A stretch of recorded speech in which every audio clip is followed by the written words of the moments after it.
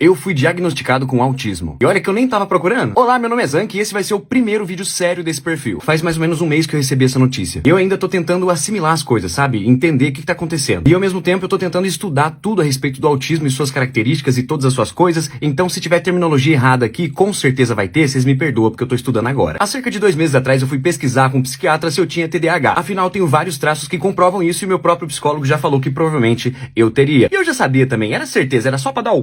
entendeu? Dar o bote. Eu queria me certificar de que eu tinha o TDAH para poder começar um tratamento, porque os sintomas do TDAH atrapalham a minha rotina, a minha performance, meu desempenho, minha relação com as pessoas. E com a iminência da chegada da minha filha, isso seria primordial. Afinal, momentos de tensão, momentos de ansiedade fazem o TDAH desmiolar ainda mais, né? Meu psicólogo me encaminhou para um psiquiatra de confiança dele, especializado em diagnóstico. A gente fez primeiro uma entrevista para conversar um pouquinho, para entender um pouquinho. Fiz um pré-teste e no pré-teste já deu ali quase certeza que eu tinha TDAH. Mas ele disse, Zan, que eu preciso aplicar vários testes em você pra gente tentar descobrir de onde vem esse TDAH, como é que funciona. E é aí que começa o primeiro alerta. Essas coisas de psiquiatra é caro. Os testes que são aplicados para conferir se você tem ou não alguma coisa, eles são caros, eles pagam royalties às pessoas que desenvolveram o teste. Então eles vão cobrar de quem? De você. Mas em vista do benefício que um diagnóstico poderia trazer pra minha vida, eu achei que compensava cada centavo. E foram 7 dias seguidos respondendo 2 testes por dia. Acho que eu respondi pra base de umas 1000 perguntas. Acho que foram 8 tipos de teste lá, de tudo quanto é coisa. Inclusive nesses testes foram entrevistadas a minha mãe, que conviveu comigo até os 12 anos, e a Nicole, que convive comigo nos últimos 6 meses. Até aí tudo ok. E 15 dias depois o doutor me retornou com o resultado de tudo. O doutor começou pelo óbvio e realmente atestou que eu tenho TDAH, inclusive o misto, né? Impulsivo, distraído e hiperativo. Eu falei,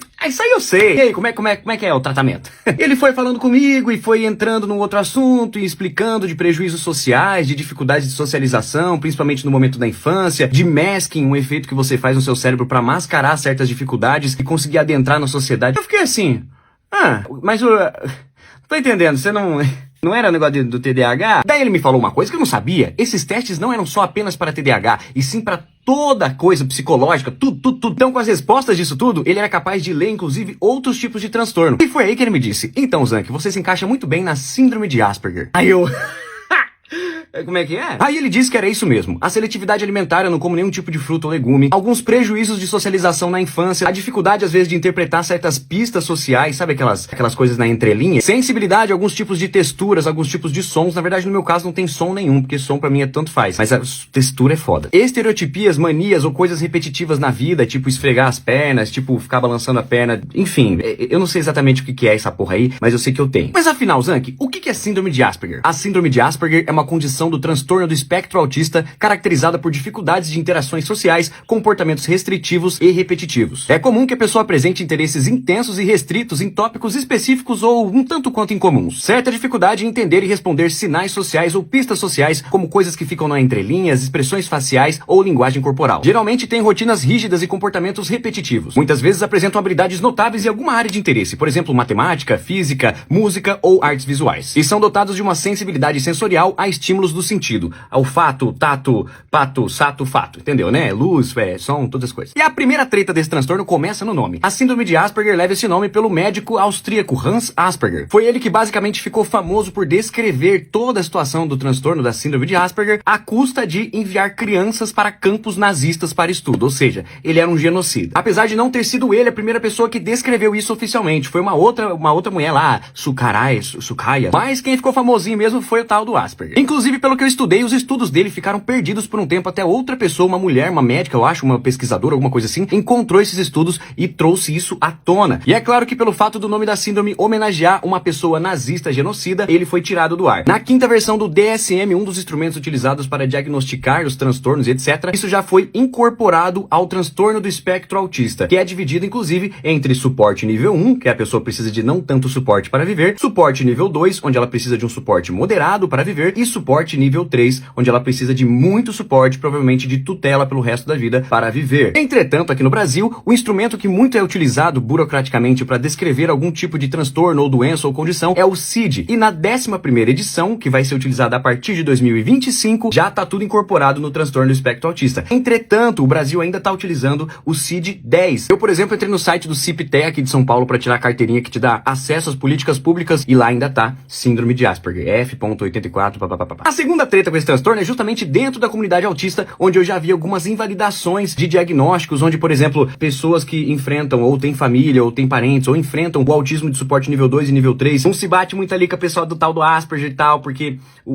ai, não sei, se é difícil explicar isso, tentar não ser cancelado, mas pelo que eu entendi, as pessoas que têm essa síndrome, elas são estranhas demais para serem normais e normais demais para ser consideradas estranhas. Existe todo um estranhamento ali dentro da comunidade para ver se as pessoas que têm essa condição podem representar publicamente a luta do autismo, da comunidade autista no Brasil e etc.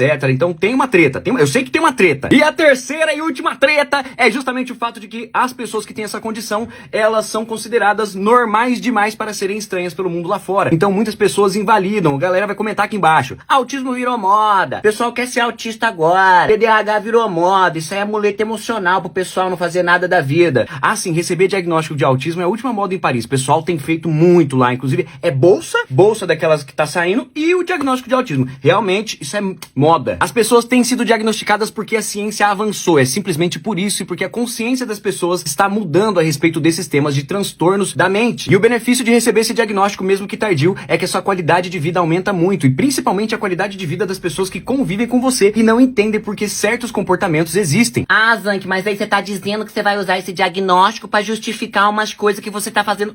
Não, é só pra gente entender o porquê que funciona isso, falar, olha, então isso aqui vem disso. Perfeito, então como é que a gente faz pra corrigir, né? Como é que a gente faz pra se adaptar? É por isso, é qualidade de vida. E esse meu diagnóstico traz à tona um preconceito que a gente tem, a sociedade tem em geral, sobre a pessoa com autismo ou a pessoa autista. Eu não entendi direito por que eu recebi esse diagnóstico, porque eu não me sentia uma pessoa com autismo, eu não conseguia sentir isso. Mas a verdade é porque na minha cabeça estava construído aquela imagem específica do autista que é construída em filmes, em séries, que tem um estereótipo. A primeira coisa que eu tive que descobrir de cara é que autismo não tem cara. E eu jurava que tinha. E é por isso que eu olhava pra mim e falava: mas eu acho que eu não sou autista. E eu falava isso baseado justamente na minha comparação, no comparativo que eu tinha, sendo uma pessoa leiga que não tem acesso à comunidade do autismo normalmente, não tem convívio com pessoas com autismo, então eu tinha uma coisa muito específica e estereotipada do que era uma pessoa com autismo. A questão mesmo que importa é garantir os seus direitos validados pelo país, entender qual é o tipo de suporte que você precisa para ter uma vida confortável, uma vida digna, uma vida justa, independente de qual rotulação seja dentro dos transtornos que englobam o transtorno do espectro autista. Ai, Zank, se eu fosse você, eu não procuraria essas coisas não. A vida tá vivendo normal, você tem o seu trabalho, você tem a sua vida, você tem a sua família. Então, meu anjo, se você não soubesse que o céu é azul, ele ia mudar de cor? E agora que você sabe que ele é azul, ele deixou de ser azul? Então agora você sabe. É a mesma coisa. Autoconhecimento, qualidade de vida, melhorar o desempenho da sua vida no geral, entender um pouco mais sobre por que você sofre com algumas situações. O buraco é muito mais profundo e eu ainda tô tentando assimilar tudo que tá acontecendo, tô tentando estudar a respeito do transtorno do espectro autista, principalmente o de suporte nível 1, que é a minha área, que é onde eu vou estar inserido, que é onde eu estou inserido. E assim, por enquanto é isso.